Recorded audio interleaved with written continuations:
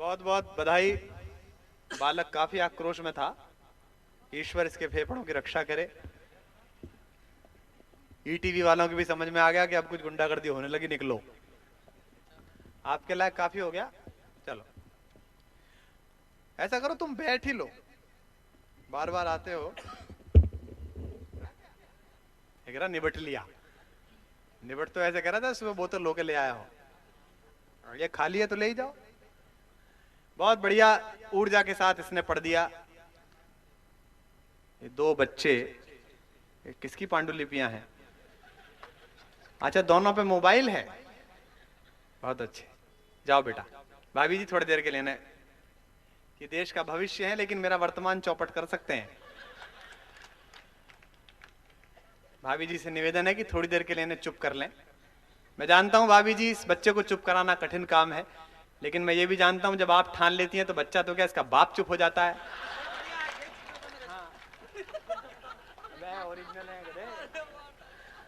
थोड़ी देर के लिए नहीं नहीं, ये रात्रि का विधायक जी वो प्रहर है जब आदरणीय भाभी जी भाई साहब की क्लास लेती है तो पड़ोस के कमरे में ससुर भी सास को कोनी मार के कहता है कि सो जा, छोरे की पड़ रही है।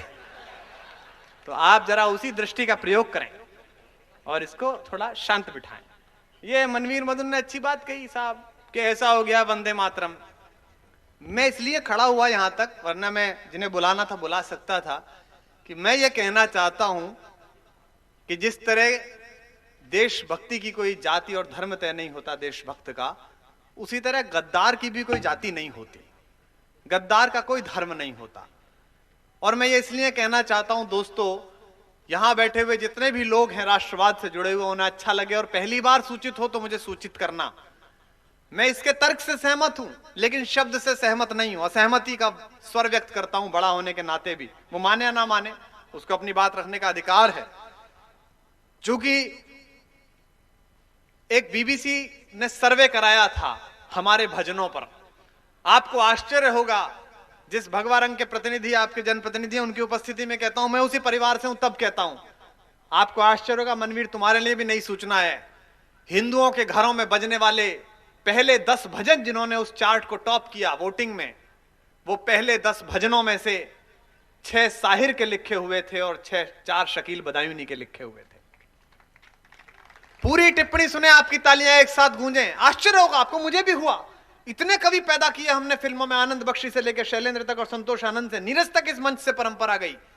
6 साहिर के थे, 6 शकील के थे, 10 के 10 भजनों पर नौशाद का संगीत था, 10 के 10 भजन महबूब अली खान की फिल्मों में थे, 10 के 10 भजनों को मोहम्मद रफी का कायनाती गला मिला, और 10 के 10 भजनों पर यूसुफ खान और दिलीप कुमार ने एक्टिंग की, जिनकी आवाजों से हमारे घर की प्रार्थनाएं सजती हैं। हम उस भाषा को इस तरह नहीं बोल सकते, इस मंच की जिम्मेदारी है। हमें गद्दार को गद्दार कहना है और देशभक्त को देशभक्त कहना है। और फिर कहता हूं, मुसलमान वो जिसके बारे में लिखा भारतेंदु हरिश्चंद्र ने कि इन मुसलमान हरिजनन पर कोटिक हिंदू वारिये। यहां कुछ टोपियां हैं, मैं उन्हें मस्जिद मानकर सलाम अपने अता करता हूं और कहता हूं कि दक्षिण पंथ और वाम पंथ दोनों की राष्ट्रभक्ति मिल जाए, तब भी दिल्ली के ल्यूटेंस के बनाए हुए राष्ट्रपति भवन में बैठे हुए उस अब्दुल कलाम नामक मुसलमान की जुल्फों के एक बाल से कम है, जिसे पूरा देश कलाम कहकर सलाम करता है। हम उन पर मुग्ध हैं, हम ये कहना चाहते हैं, लेकिन आपके स्वर आपकी ओर से गुंजे, मनवीर मधुर को ना बोलना पड़े। क्योंकि बरसों पहले अल्लामा इकबाल, जो एक पीढ़ी पहले ही मुसलमान हुए थे, बहुत सारे कम लोग जानते होंगे, अल्लामा इकबाल के पिता हरीश भट्ट थे, जिन्होंने परिवर्तन कर लिया था, और उसके बाद अल्लामा इकबाल ने पाकिस्तान शब्द दिया और पाकिस्तान के विचार के जनक बने। कुछ लोग पाकिस्तान गए हैं, मैं गया हूं वहां मुशायरों में। उनका राष्ट्रगीत है, मैं उसे प्रणाम करता हूं, उस राष्ट्र का गीत है, इकबाल ने लिखा है। जब लाल किले के मुशायरे में इकबाल ने वो राष्ट्रगीत पढ़ा था पहली बार, जब राष्ट्रगीत नहीं था कविता की तरह पढ़ा, तो उन्होंने पढ़ा कि खंजर हिलाल का है चांद तारा, चंद्रमा जो हमें शीतलता देता है। जो मुसलमान दोस्त बैठे उनकी तालियां गूंजें, मुझे पता चले कि आप उसी स्वर में स्वर मिलाते हैं जिसमें मैं बोलता हूं। कहा इकबाल ने कि खंजर हिलाल का है कौमी निशान हमारा, मुस्लिम है हम, वतन है सारा जहां हमारा।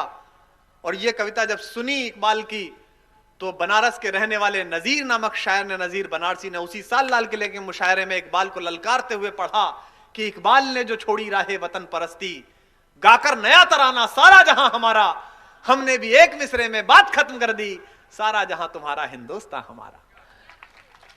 वो हिंदुस्तान जो हमसे बनता है, क्योंकि जो इनका फर्ज है वो अहले सियासत समझें, अपना पैगाम मोहब्बत है जहां तक पहुंचे। हम यहां पर मोहब्बत बांटने के लिए आए हैं, और मैं ये मानता हूं और मेरी दृढ़ धारणा है कि भारत माता के आंचल में पैदा हुए 2-4 नमक हरामों को छोड़ दो जो किसी भी जाति धर्म के हों, अन्यथा इस देश का एक एक बेटा हिंदुस्तानी है और सब वंदे मातरम में स्वर मिलाने के लिए तैयार हैं। हमारी आस्थाओं का गीत है।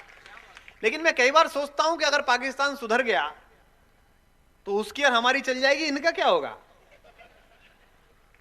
ये बड़ा तनाव में था लड़का पिछले दिनों, बोले भाई साहब कुछ बात ही नहीं हो रही है, प्रेम ही प्रेम हो रहा है। पहली बार धमाके वमाके हुए तो इन्हें प्रसन्नता हुई, लेकिन मनमोहन सिंह जी पे भी वो निशा मुनि पड़ गया कि सरदार जी ऐसा कर दें। अभी यार सरदार जी क्या कर दें। जैसे ही बम विस्फोट हुए, हमारे घर का एक भाई भी मारा गया, श्याम ज्वालामुखी, देश का बड़ा कवि, काम आया भयंदर के विस्फोट में। मैंने उसी दिन संकल्प लिया कि मैं रोज आतंकवाद का मजाक उड़ाऊंगा और उसको सूचित करूंगा कि हर चौराहे पर तुम्हें जवाब देने के लिए श्याम ज्वालामुखी के घर से कुछ लोग आज भी बैठे हुए हैं। इसलिए मैं मजे लेता हूं। मनमोहन सिंह ने अगले दिन ही प्रेस कॉन्फ्रेंस की। भाई क्या नहीं किया उन्होंने बेचारों ने। अगले ही दिन पत्रकारों से उन्होंने कहा कि पाकिस्तान अपनी हरकतों से बाज आए, वरना। एक पत्रकार ने पूछा जी वरना क्या। बोले हमें क्या पता क्या करना, हमें तो मैडम ने इतनी कही थी वरना, हमने इतनी कह दिया, उनसे पूछेंगे कि वरना क्या। तो इतना अच्छा प्रधानमंत्री इस देश को मिला है जो सबसे मिलजुल कर काम करता है, सबसे कह सुनकर काम करता है। मैडम ने पूछ लिया उनसे कि सरदार जी ये यूपीए क्या है। बोले मैडम हमको पता नहीं, हमें तो इतना पता है कि इस यूपीए में यू आप हो, हम सब तो पीए ही पीए हैं। तो मैं कई बार सोचता हूं कि जब पाकिस्तान सुधर जाएगा, नेता सुधर जाएंगे, सड़कें अच्छी हो जाएंगी, तो वो कौन सा स्वर होगा जिससे आप जुड़ेंगे, आप क्या सुनना चाहेंगे। और मुझे लगता है कि जब सब कुछ ठीक हो जाएगा तो दोबारा कदम के किनारे वेणुवादन होगा कन्हैया का, और दोबारा राधिका का वो महारास होगा जिसमें पूरी सृष्टि विलीन होकर एक साथ नृत्य करेगी। आइए प्रेम के उन्हीं प्रसंगों पर प्रस्तुति देने के लिए मैं निवेदन करता हूं देश की एक लोकप्रिय कवियत्री से, जो पहले भी यहां कई बार आपके बीच आई हैं, आप सब उनसे परिचित हैं, लेकिन आप बीच बीच में खामोश हो जाते हैं तो लोग डर जाते हैं। आदरणीय बोतल लेकर आए हैं, आपका स्वागत है। देश की दशा शोचनीय है और आपकी शोचनीय, लेकिन नहीं अरे ऐसा होता है, तो सबका समय है। देखिए हम सब हमारी और विधायक जी की तरह खाली थोड़े ही हैं। विधायक जी यकीन मानिए कि मैंने इतना अच्छा और इतना ठाली विधायक कभी नहीं देखा। भाई पूरे कवि सम्मेलन में जाने का ही नाम नहीं लेता।